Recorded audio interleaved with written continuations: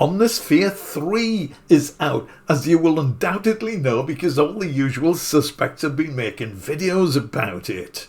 Now, I haven't seen every video and undoubtedly more will follow, but up to the time of making this video, the ones I have seen, they don't mention 3 things which I think they really should, and I think they're important. So I'm going to tell you what they are now. The first one is price. Of course, we all want to know how much something is, but for some reason most YouTube reviewers don't mention it. I made a video about that. Check it out if you want to. It doesn't make sense to me because magazines put prices in and they're there for all eternity, but reviewers don't for some strange reason. And in any event, you're going to check it out on the web, which is obviously the thing to do. But it's nice to get a feeling of where it sits in the scheme of things. So Omnisphere, you probably know this already if you're watching this video, it's unfeasibly expensive. Well, relatively speaking, it's $500. Now, if you didn't know that, don't switch off because I have a lot of things to say about it. Now, if you've seen some of my other videos, you will know I have a thing about the price of music software. We'll get into that a little bit later, but most music software is discounted at one time or another. So you should really never pay the full asking price of a piece of software, in my opinion. Now, there are exceptions, and Omnisphere seems to be one of them. Spectrasonics, who make it, very rarely discount, if ever, they very rarely discount Omnisphere. You can, however, save a few pounds or dollars by shopping around because some retailers will knock a few bucks off the price, and at the time of making this video, Sweetwater is not offering it at $499 but $479, so that's a bit of a saving. In the UK, Andertons currently have it at $349.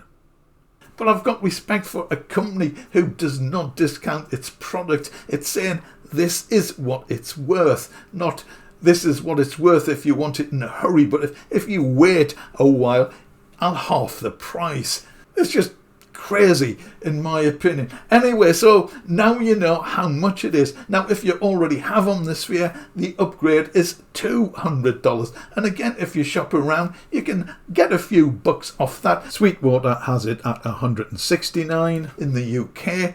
Andertons, for example, at the time of making this, has it at £179. So the UK suffers again by the pound equals dollar phenomenon. If you shop around, you might find it a little bit cheaper. But essentially, that is the sort of prices you are going to pay to buy it outright or to upgrade. And the second thing, which I have not seen anyone anywhere mentioned on YouTube, is the licensing policy. Now, we all scan through the T's and C's, we just click the agree box and that's it. But Spectrasonics licensing policy for Omnisphere is, in my opinion, unusually restrictive. Now, I think this is something you really need to consider and take on board if you are going to spend $500 on a piece of software. According to their terms and conditions, you can only sell it on with their express permission. There may be a fee. I'm not sure about that. But if you do, if you are allowed to sell it on, whoever you sell it to, they cannot sell that on again. So one product is allowed to be sold on one time and that's it. End of the line. Now, they are the rules the last time I looked, but policies and terms can change, so do check this out if it is something which concerns you. Now, when I buy a piece of software, even one costing $500, I do it on the assumption that I am going to keep it, I am not going to sell it on or want to sell it on. And with other pieces of software, I just keep them if I stop using them so be it, that's the way it goes. But it is something you need to consider if you are thinking of spending this amount of money on Omnisphere. The third thing, it's a big program. I think it's about 62 gigabytes. So you need storage space. You also need a relatively fast, or at least a stable internet connection in order to download it. Now the download procedure is fairly straightforward. You download an installer, you run the installer, and the installer installs it for you. The installation process requires about 124 gigabytes of disk space while it's doing its unpacking and setting up and so on. So you do need to have that free available disk space.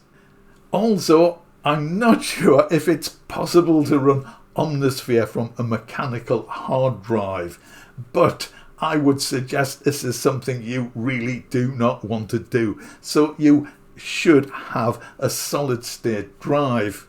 Now, again, in my opinion, you do not want to be putting this on your main drive, on the main drive on your Mac, or the C drive in a Windows PC. Now, if you have one of those Macs which has a small internal solid state drive which you cannot swap out, you really should consider getting an external SSD. PC users can upgrade their hard drives, they can add more hard drives to their system quite easily. But this is something you should take seriously, in my opinion. Put it on a solid state drive, don't put it on your main drive. And there is another aspect to this as well. When you download the installation files, you really need to back them up in case you need to reinstall the program again. So that's 60 odd gigabytes of disk space you need, which is not on your main drive, and it's not on the drive where Omnisphere itself is stored. I also think it's a really good idea to back up the installation folder where all Omnisphere's sounds and patches and waveforms are stored, and this is the folder which is about 60 odd gigabytes. Now, yes, I have bought other patches for Omnisphere, even though it comes with a gazillion, and my Omnisphere folder, it's called the Steam folder, that contains everything. My Steam folder is about 72 gigabytes, and just in case something goes pear-shaped, I think it's a really good idea to back up your Steam folder to another drive. Now, of course, you can back up the installation files and your Steam folder to a mechanical drive if you really want to save money. That can take a while depending on your system and the speed of the drives, but it is something I think you really need to consider, because it may be an additional expense on top of the cost of the software. So are there any more negatives? Well, I don't think these are particularly negative, but they are points I think you need to know about and you need to consider if you're going to spend $500 on a piece of software, and something which, as I say, most reviewers just ignore completely. The other thing I would mention is that it is not NKS compatible. And if you have seen some of my other videos, you will know I am a massive Complete Control fan. It saves me hours every month, saves me trawling through presets. Now, you might argue that Omnisphere is its own Complete Control. In a sense, it has so many presets and so many options. It would still be nice to be able to access these, I think, through Complete Control. Now, although Spectrasonics does not support NKS natively, Freelance Sound Labs has a set of NKS compatible doobries which you can add to Omnisphere. Now, Omnisphere 3 has just come out. He reckons it will take at least a month of solid work to update everything to Omnisphere 3 compatibility. But the good news is his existing Omnisphere 2 patches will still work in Omnisphere 3. As I've said in other videos, a piece of software has to be exceptional in some way if I'm going to consider it if it's not NKS compatible. And, well, you know I have Omnisphere 2, and I hope you've gathered by now that I have upgraded to Omnisphere 3. Make of that what you will. Now, another thing worth mentioning, that this isn't really a negative, and it probably goes for any piece of music software.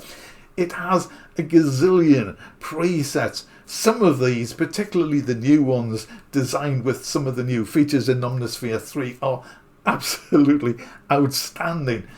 And if you just use the presets, some of them are quite distinctive. Let's have a listen to one or two.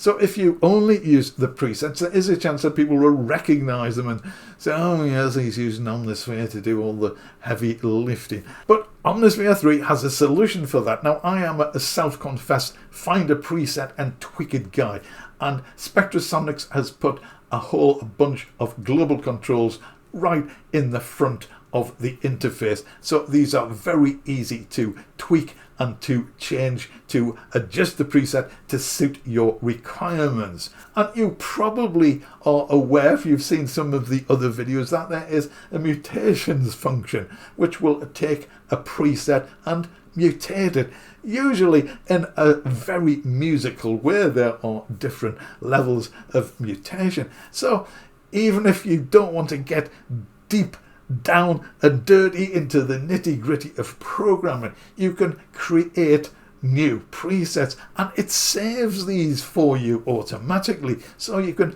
always go back to them. You will always be able to find things which you have mutated and created. On top of that, and this is a bit of a biggie, I think, you can control Omnisphere with just about any other synthesizer or MIDI controller.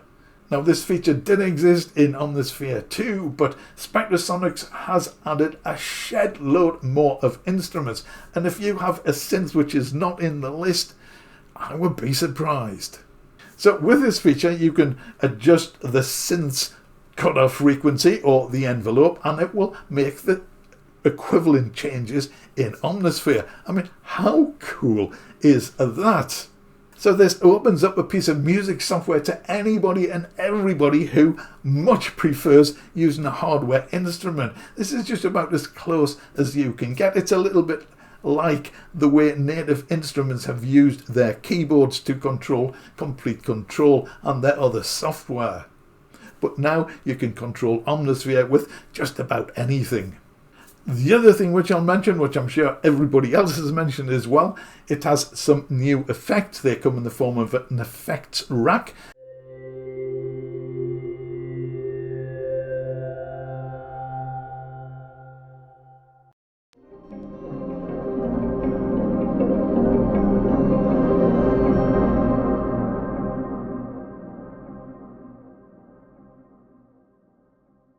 You can now open the effects rack as an effect in your DAW. So in other words, you can use Omnisphere effects with other instruments.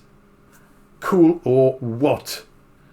So is this something which everybody should buy? Should everyone have a copy of Omnisphere? Well, that depends. I have to say, I think it is a phenomenal piece of software. Is it worth $500? You know me, you know what I think about music software, about the price of it, getting value for money. I have to say, I actually think it is. I don't say that about many pieces of software. But is it for everyone? Well, that depends on the sort of musician that you are. If you dabble, if you're going to open up your DAW on a piece of music software a couple of times a month, then I think you probably would struggle to get good value out of it. But if you value your time, unlike a fast workflow, the global controls on the front panel will allow you to tweak presets to your heart's content. One other thing, probably the final thing to mention, is that Spectrasonics has been around for a long time. Omnisphere is their flagship product. They are not going to give you an update or two and go off and work on another piece of software to sell to you. You will be supported, I believe. I have no inside information about this, but if Omnisphere 2 is anything to go by, you will buy this piece of software and you will get support throughout its life. Unlike some other companies who produce software after software or hardware after hardware and move on to something else. I think that's worth considering. So is Omnisphere 3 the one synth to rule them all? Well, I probably wouldn't go as far as to say that, but if you could only have one synth, then I think this has got to be pretty close to the #1 spot. Now, it doesn't do everything. It won't replace orchestral sample libraries, for example. That is not its forte. It is a software synthesizer with a gazillion different waveforms and samples and different types of synthesis within it. So yes, I haven't done any demos, I haven't taken you through the interface, I haven't played through any presets. There are other videos out there which do that if you want more information. But do bear in mind the things which other people seem reluctant to talk about. So are you going to buy Omnisphere 3? If you have an earlier version, are you going to upgrade? Have you already bought it or upgraded? What do you think of it? Do you think it is good value for money? Will you get your money's worth out of it? Let me know in the comments. You already know what I think. I hope you found this video useful if you are thinking about buying Omnisphere or upgrading.